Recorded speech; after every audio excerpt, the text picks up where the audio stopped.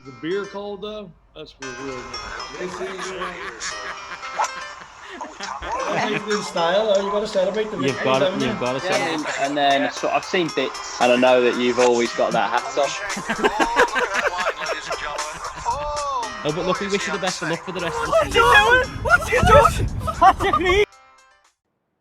Welcome to the Bogey Boys podcast. You're joined here by Kevin and Mark as always, and we've got a special guest, Mr. Kamaiu Johnson. How are we, brother? Good. Thanks for having me, guys. Really appreciate your time, and let's have a good conversation. Yeah, Oh, can't 100%. Always a good time on the Bogey Boys podcast. How's things with you at the moment? Good. The game's good, and just every day's a grind with golf, and you got to enjoy the grind if you want to play this game for a living. But yeah, everything's good. Been down in South Florida working with my coach, and just getting ready for a big summer ahead, a busy schedule, and looking forward to some good golf. Brilliant. Yeah, well, look, we really appreciate you taking the time to speak to us. Obviously, we know what you're up to. We've been keeping a close eye on you, especially recently. Spent a bit of time on the PGA Tour. Talk us through that whole experience. Yeah. I mean, it's a amazing learning experience. I mean, I didn't think that, I started playing professional golf probably 4 years ago, and I picked up golf when I was 14 years old, and I'm 26 now, 27 now actually, and I quit baseball when I was 19. So to be playing to get a chance to play on the PGA Tour in short notice of my golf career, it was amazing learning experience. I learned so much about my game. I learned so much about how I can carry myself when things aren't going good as they didn't in my starts. So but it was a great learning experience. You don't know how you're going to play on the PGA Tour until you play on the PGA Tour, and as long as you can take the learning experience and learn, and the biggest thing that I've learned from playing on the PGA Tour is you have to be intentional. No matter what you're doing, it's intentional practice, intentional shots, and my coach stresses that all the time. It's being intentional. If you can't pull the shot off 10 out of 10 times, then you probably shouldn't be hitting the shot. Or if you think you can pull the shot off 10 out of 10 times, all right, where are you going to miss it at? Where are we going to get easy up and down, make easy pars? And that's what I learned about on the PGA Tour. You have to learn how to do that. You have to learn how to make your mistakes at just small. You got to learn how to make them small. And I was having I had a good conversation with Kurt Triplett probably about a couple weeks ago when I was out in Vegas, and he was saying, like, your good's good enough to play out there. It's your bad that you need to get up to like reach another level. Yeah. And so that really struck home for me, and and you got the juices flowing and got me motivated to get back to work. Brilliant. So it's your mistakes that you're making. They've got to be very minimal on the main tour. Yeah. Exactly. They have to be very small mistakes. Yeah. We've actually been talking quite a lot about this, about Scott Fawcett's, like the statistic things about all the PGA Tour players. Like, they don't hit the flag every time, but when they go for the birdie holes, and then the other ones, they miss it in the right spots, and it's just ringing home exactly what you're saying. Yeah, exactly. I played with Joseph Bramlett the first couple rounds of Honda, and every time he missed the green, he got up and down. It's really missing in the right spots and make it easy up and downs, because you're not. I mean, you guys both play golf. You're not going to hit a perfect shot every time, and you're not going to flag stick it every time. So it's really short game, getting up and down, making putts, making the 5-footers for par, making the 10-footers for par, and just doing the stuff right that you should be doing right, honestly. Yeah, that's it. Talk to us a bit about how the opportunity came about then. So how do you get the invitation to the PGA Tour? Because I understand you were due to play a couple of weeks previous to that in the Farmers, was it? But you obviously got struck with COVID and had to pull out. Yeah. So I was so blessed to be to actually be a brand ambassador for Farmers Insurance 2 years ago. And Jeff Daly, who's the CEO there, he's been amazing to Willie and I. He treated us like family. He's opened up more doors for us, and people say, like, how do you define success, or what success mean to you, or like how do you become successful? And it's really relationships. Honestly, it's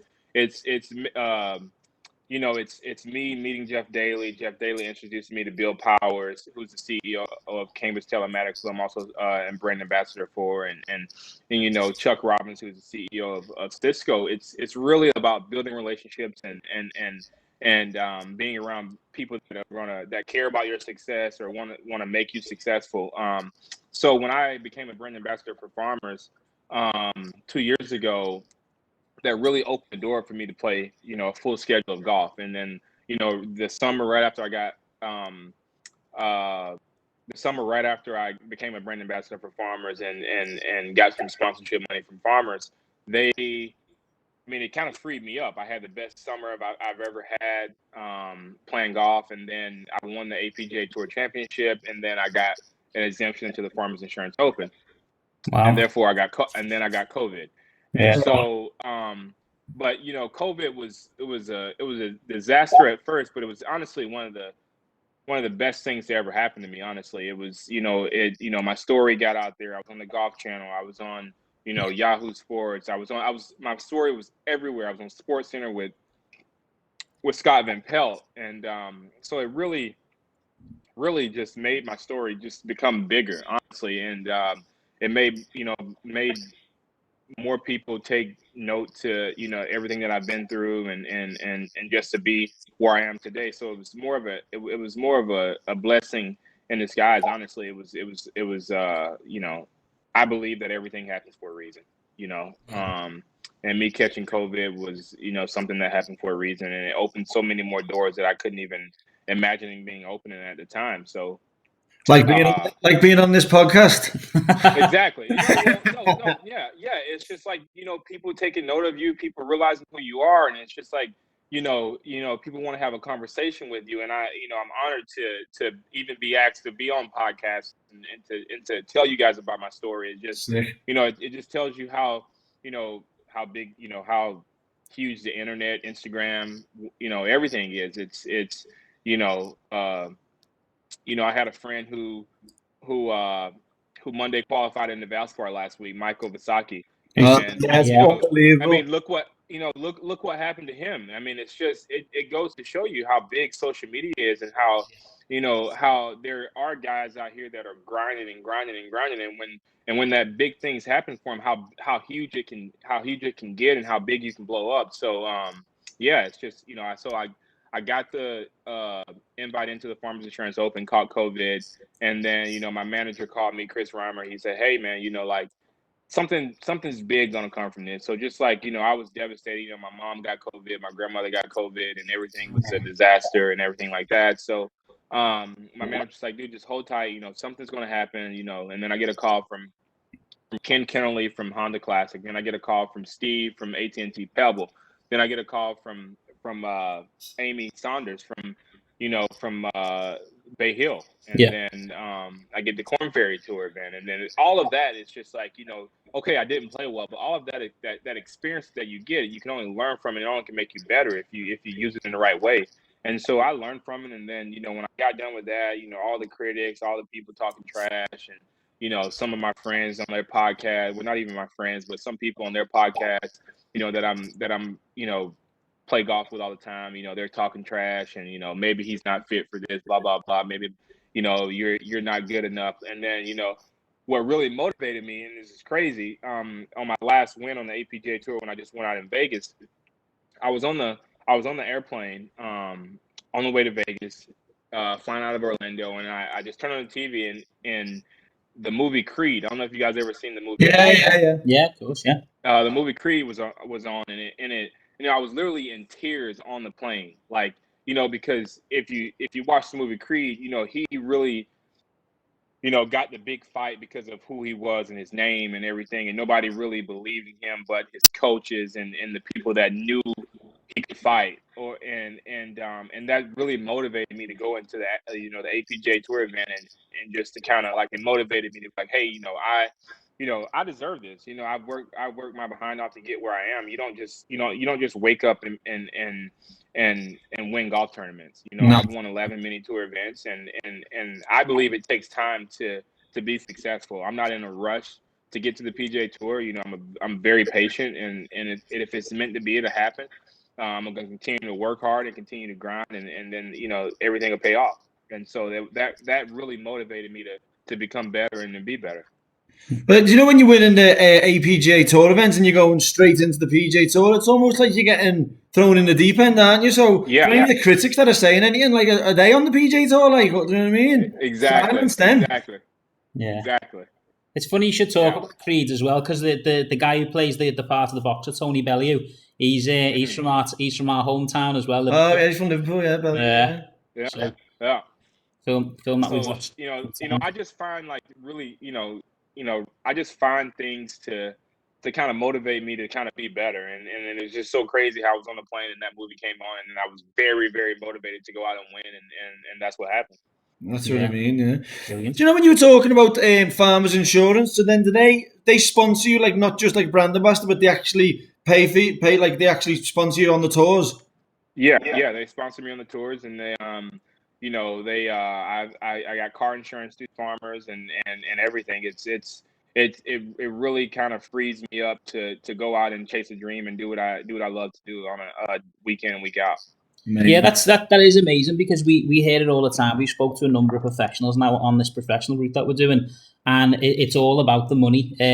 On the mini tours, the traveling, and then over in England when you move up to the Challenge Tour, you're traveling more around Europe then, and obviously then making it onto the European Tour. And each stage that you move up, obviously the entrance fees cost more money, the travel costs and where you're staying cost more money. So it is really important. Have you found that that's really helped your career then and helped you perform better as well, having that funding? Yeah, absolutely. Because before then, I was, calling people up, asking for money, and my uncle owned a cigar lounge in Tallahassee, so we used to pass the hat around to get me to tournaments. And so when that worry kind of goes out of the, you're not playing for a check, you're trying to play to win. So and I think that goes into a big part of me being successful as being a brand ambassador for Farmers. Amazing, yeah. Well, look, you've set the scene there nicely for us. Obviously, the professional route, it is a route, and obviously we'd be interested to know how your journey started. So how did you get into the game of golf from the very beginning? Yeah, it's a crazy story. I was 14 years old. I think I was 13 going on 14. And I was, my grandmother had just moved on to Highland Park Golf Course, and I was actually outside of I'm living in these apartments right that borderline the golf course, and I was outside of I was a baseball player, big baseball player. I didn't quit baseball until I was 19 years old, and I had a passion for baseball, and so my grandmother moved on to the golf course, and I was like, how do I get onto the golf course? Or we can't afford to play golf. I mean, I think the round at the time at that golf course was like $40, and we, $40 a day, and we couldn't afford that. That was, that wasn't even a thought of mine, is to go and ask my grandmother for $40 to go play golf, because I knew we didn't have it. And so, I was outside of my apartment complex swinging a stick one day, and Jan Arger, who was the GM at Howland Golf Course and still is the GM at Howland Golf Course, she came up to me and she goes, do you want to go to the driving range and hit some balls? And I said, absolutely. And so she gave me a 9-iron and a bucket of balls, and that first swing I took and the ball went up in the air, I was like, man, I'm hooked. I don't want to do anything else. I still played baseball, but my love for baseball immediately, like, I want to play golf. I don't even want to play baseball anymore. And so, but I still played baseball until I was 19. And later on that week, she said, hey, I see something in you that I don't see in a lot of people, and I want to charge you $1 a day to play golf. Wow. And so that's how I was able to play golf. And I stayed at the golf course every day from sunup to sundown to get better. And I really, it was a village who really, raised me and got me to the point to where I am today. It was a family at Howland, it was a family in Tallahassee who really just kind of poured love and support. And I was an 8th grade dropout. I dropped out of school in 8th grade. And when I found golf, it was immediately changing my life. I started carrying myself better. I started speaking better. I started hanging around people who I really want to be like. I started being around, mentors that I still have to this day. It was all because of the game of golf.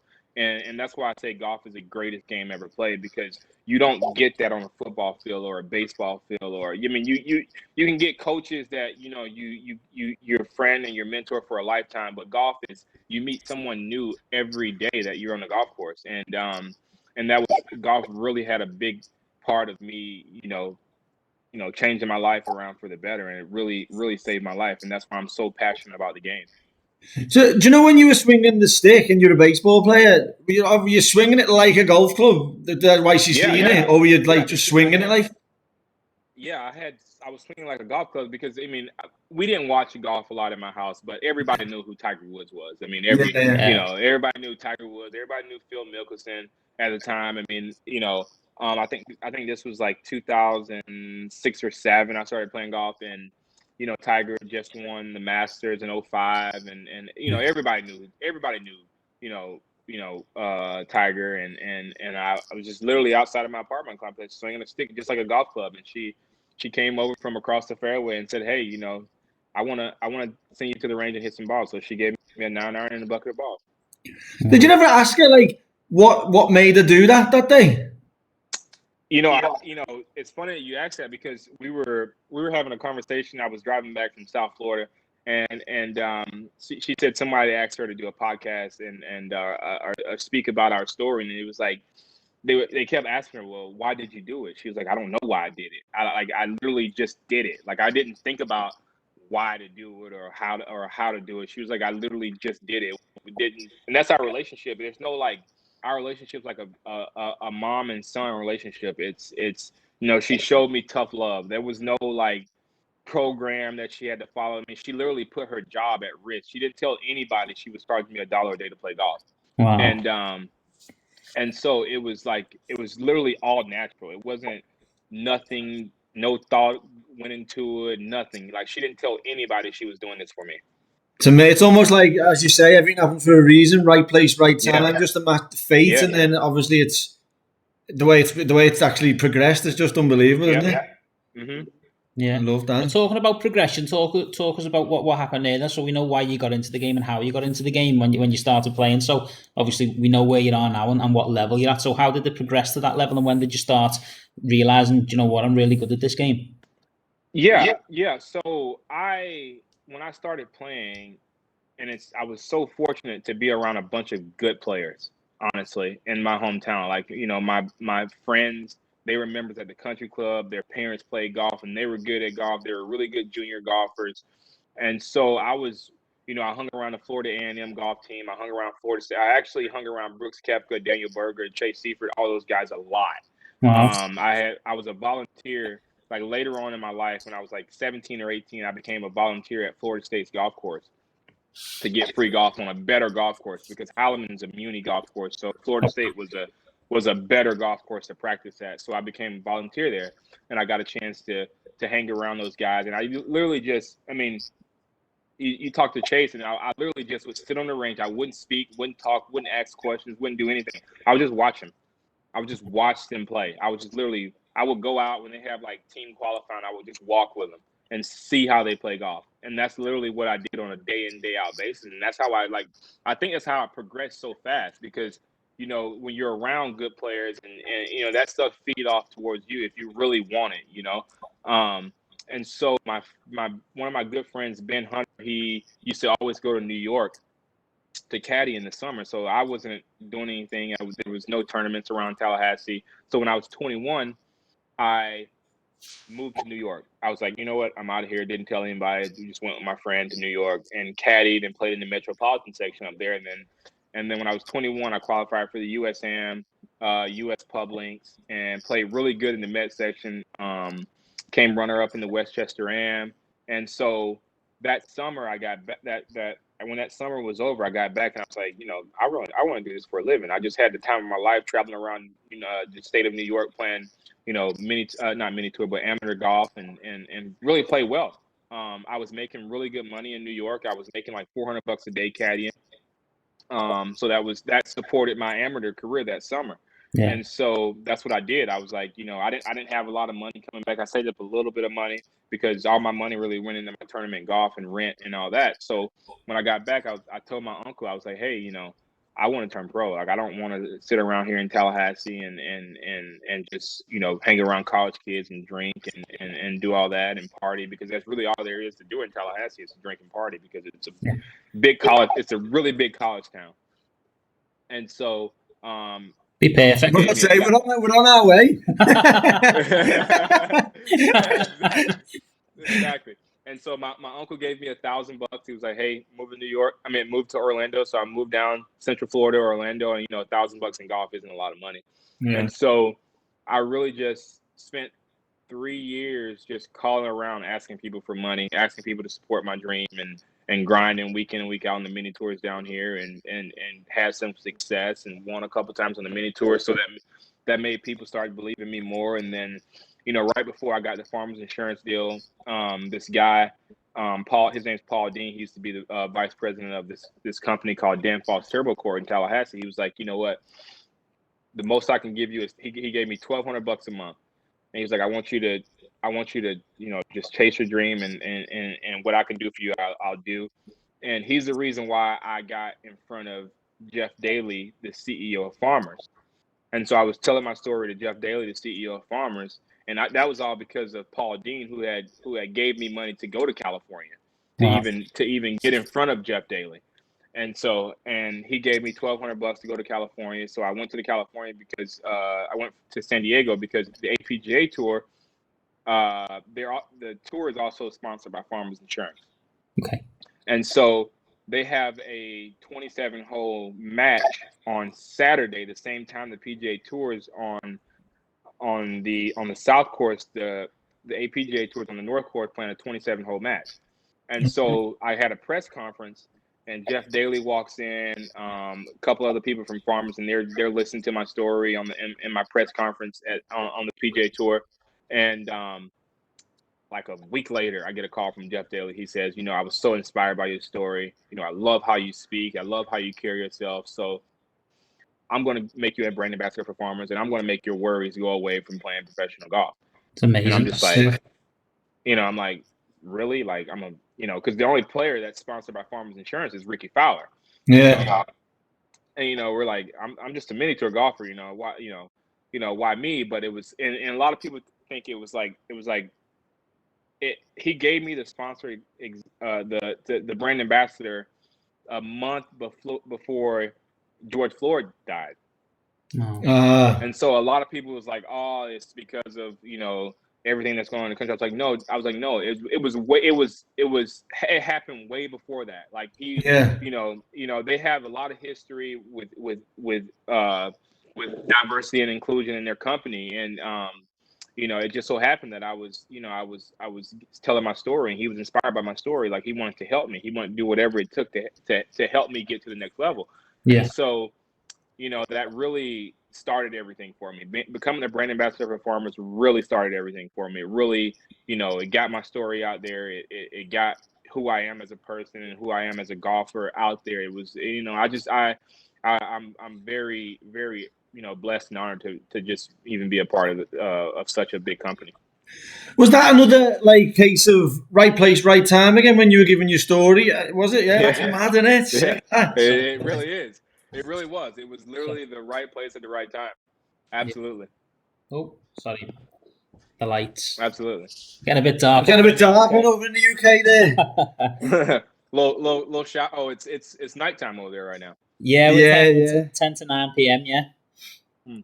Yeah. So I can't believe that's like two like acts of like just pure coincidence where someone's just being in the right spot to just help you. Like to just It really is. And then, you know, when I got COVID, it was actually another thing of being in the right place at the right time and surrounding yourself with the right people. You know, my manager calls me up and he goes, Chuck Robbins, who's the CEO of Cisco, his right-hand man just called me and they want to make you an brand ambassador for Cisco. And I'm like, brilliant. No, you're lying to me. And he was like, no, you know, not Jeff Daly, Chuck Robbins called and he said, hey, he saw your interview on the Golf Channel and he loves how you carry yourself. He loves how you speak. And he really wants you to be a part of Cisco. And I'm like, awesome, great, you know? And so it's, you know, like I said, it's golf. It's literally, And it's literally people helping people. And I live and die by that. I live and die by people helping people because, you know, so many people have helped me get to where I am today, no matter what color it was, white, black, you know, whatever color, you know, woman or a man. It was really been a village who really helped me get to this point in my life today. That's it. Well, we're exactly the same because we reach out to people and just say like we'd love to get your story, and then obviously by them coming on, it like helps us, and then that helps the next generation. So like we open all sorts of doors exactly the same as you and what they're doing, sort of thing. So because we've always said the point of us doing this professional route is to provide that insight to the next generation of golfers coming up, to hear those stories, the mistakes that professionals have made that would stop these amateurs who make that transition into the professional game not make the same mistake. So and it's all about that inspiration and about inclusion, like you say. Yeah, absolutely. It's because there's more than we spoke to how many people now, 20, 30 or something, and if every single one of them had a different story. So there's like people think if they don't make it like by this age or by this time, it's not going to happen. But it can happen at any age to anyone. And the good thing. I mean, look at Poulter, dude. Yeah. I mean, look, if he would have listened to people, he wouldn't be in Poulter today. You know, like, you know, I've had the pleasure of meeting and talking to Poulter, where I actually live right down the street from Poulter in Lake Nona. I don't live in Lake Nona where he lives, but I live down the street. Exactly. I live about like 5 minutes from where he lives, and I, you know, have the pleasure of playing out at Lake Nona, and you know, we know some mutual people that know each other, and you know, he's a prime example of following your dreams and chasing your dreams. Honestly, it's and that's what it's all about. It's not listening, because people are going to tell you who tried to chase their dream and it didn't work out or quit early. They're going to tell you can't do it, and they're going to, you know, that's just, you know, you don't listen to those type of people. That's their choice, isn't it? Yeah, exactly. Definitely. No, that's it. So moving forward from, jumping back a sec. You know the mini tours that you're playing, the APGA, which is like it's like inclusive of all like African Americans, different things like that. Talk a bit more about that, because we've never really heard of that, to be honest, over here. Yeah. So it's not really a tour just for, you know, African Americans. It's actually you know, my best friend Landon Lyons, who played at LSU. He's a white guy, and we have a number of white guys that play on the tour. Probably about 5 or 6 out of probably you know, a tournament averages around 60 players.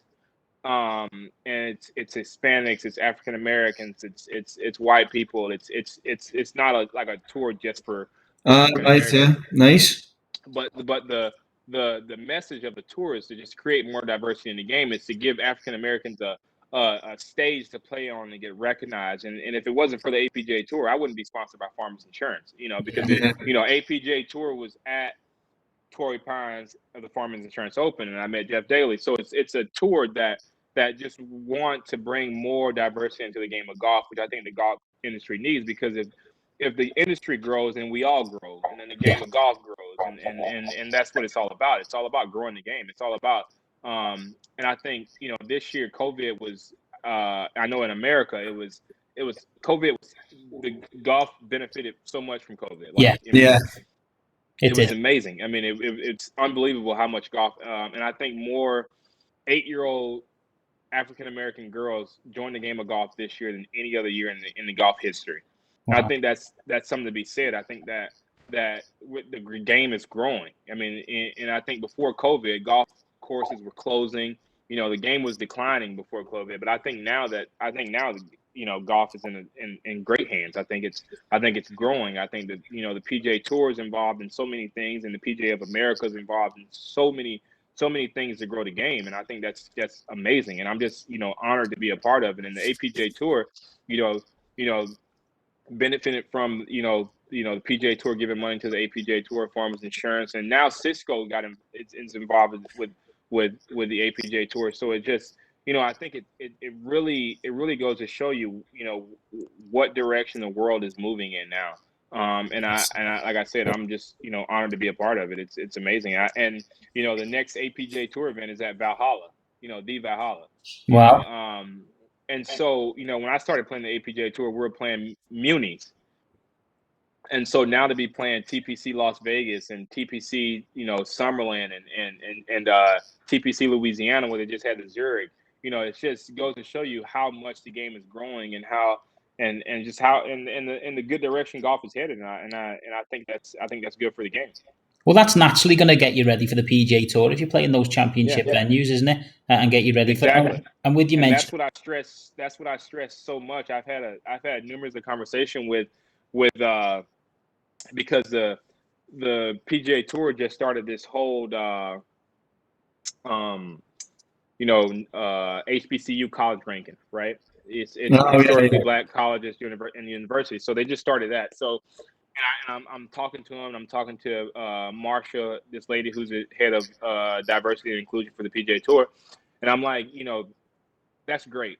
That's great and all. That's great that you guys started that. But HBCU golfers aren't playing the same golf courses as Florida State, as OSU, as all these other golf courses. So when you started this ranking, but they're not going to be ready to play out there on the Korn Ferry Tour when they get the chance, or the PGA Tour, or they're not going to be ready. They're just not, because they haven't played those style of golf courses ever in their life. Yeah. So it's just like it's like starting something that has the potential, have a really good potential of failing, because their kids are not ready. So to see, the PGA Works happen at TPC Sawgrass last week, was amazing to see. Yeah. But at the same time, we see that those kids need more of that. They need more of championship style golf courses, because most of them just aren't ready to play on that type of golf course, because they've never done it. And so, like I said, it's just good to see that the golf industry is moving in the right direction. They kind of push that and to kind of make golf more inclusive. It's amazing. Yeah, and a similar thing happens over here in the UK. All of our top amateur events are all played on links course, because they're the best courses in the UK. But when you go to the feeder tours and the smaller tours, they're all played on hotel resort style courses. So the top amateurs, they don't always tend to do as well as the people who've grew up playing those resort courses, because they're used to that style of golf. And again, it's just like a transition, trying to get them ready for that style of play when they come on, because you go around the links track and level par's a good score. You go around a resort course, 8-9 unders, winning tournaments, and they're just not used to making those kind of shots and hitting those kind of exactly. Yeah, exactly. So the APGA Tour, does that then feed into like the Korn Ferry? Is that like a third tier, or is it outside the Korn Ferry, or what? What's the where is it? So it's really just to get us ready to play Korn Ferry, and I think it's to open eyes to see that, because we played championship style golf courses all year. We played PGA Village, we played TPC Las Vegas, we played TPC Scottsdale, and every winner has been under par. Yeah. So that just goes to show you, that there's players out there that can play. They just need the experience. They just need the experience, and they need to be able to play week in and week out. And I'm not saying that there's no white kid going through the same thing.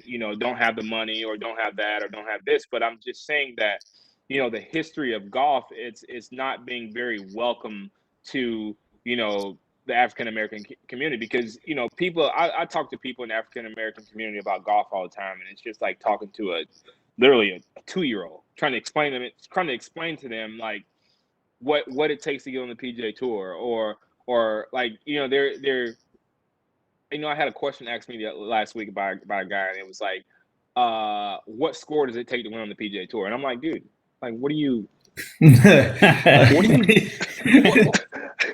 you mean? Like, what do you mean by that? Like, dude, what week you talking about? Sometimes it takes 20 under par, sometimes it takes 8 under par. Yeah, different courses. It's different courses, different week. And the thing about it is they watch so much TV golf, and they only see good shots. Yeah. So it's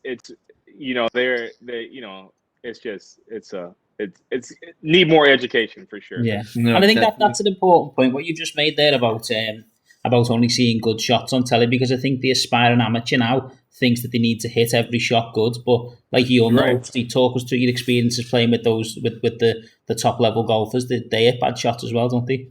Yeah, exactly. Yeah, That's mad. Just to go back to that question again. So that APJ Tour, if you win on that, you don't get no exemptions to Corn Ferry or nothing. That's complete. Yeah. You're not guaranteed anything. No. Oh no, you're could not you? guaranteed Yeah. anything. But it could happen. I mean, it could. It very well could. Like, you know, it's nothing's guaranteed. It's literally just, you know, it's literally just to put us on a like a put us in position to be successful, honestly. Yeah. And I think, you know, more companies and CEOs are starting to get involved with the APJ Tour. So it's really just to kind of make it easy for us to play golf, get to tournaments.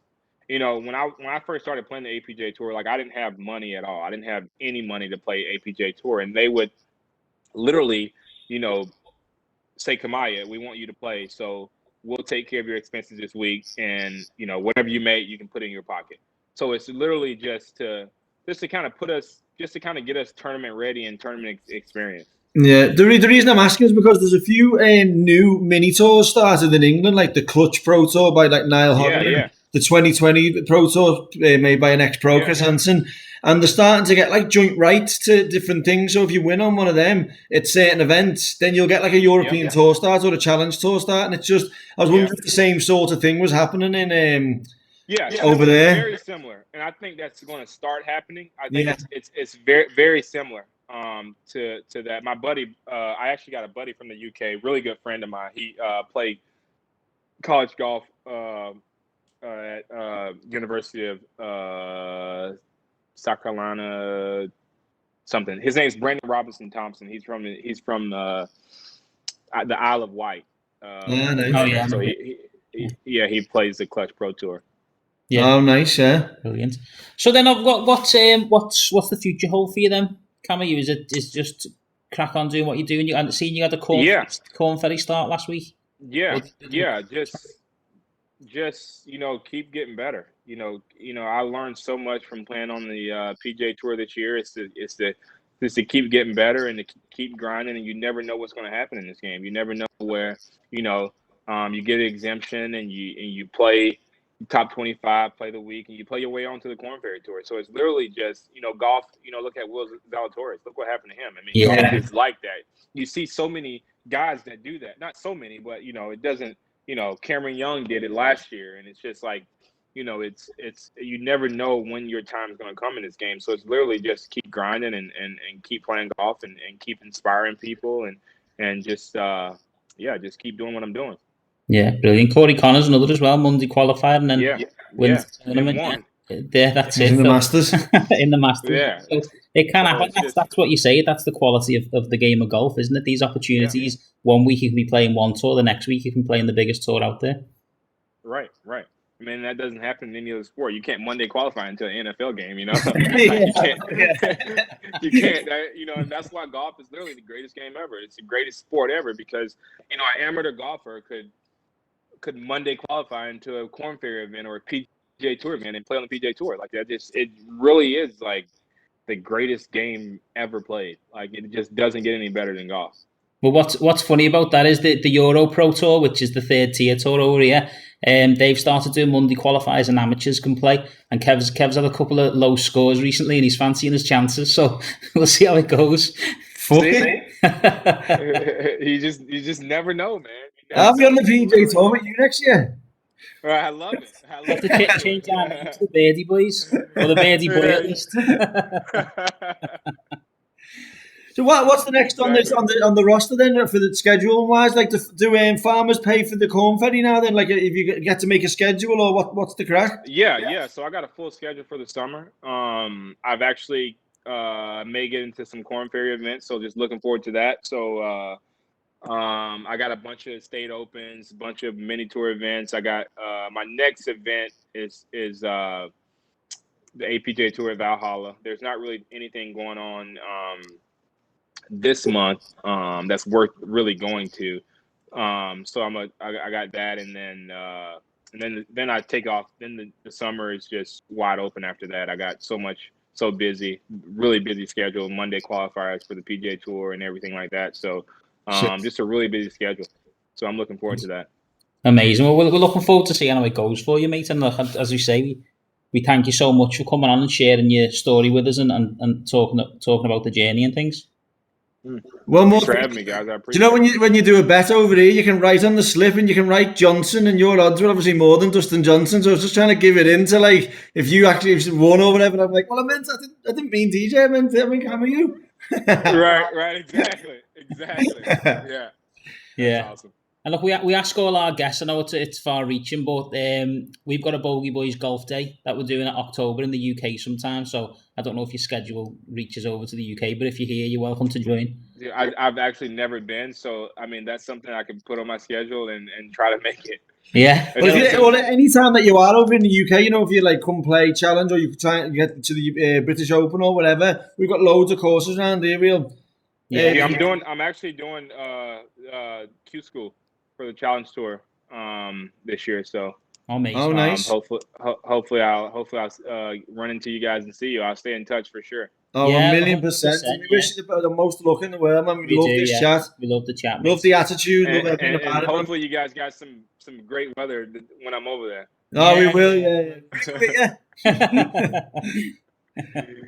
All right, then, Kamaiu. Awesome. Thanks a lot, mate, for your time, and we'll catch you very soon. You take care and good luck. Yes, sir. Thank you, guys. See you later, mate. Okay, bye-bye. Yes, sir.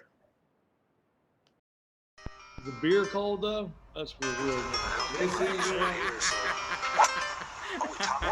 In style, you got to celebrate the You've got to celebrate. And then so I've seen bits, and I know that you've always got that hat on. Oh, but look, we wish you the best of luck for the rest of the season. What are you doing? What's he doing?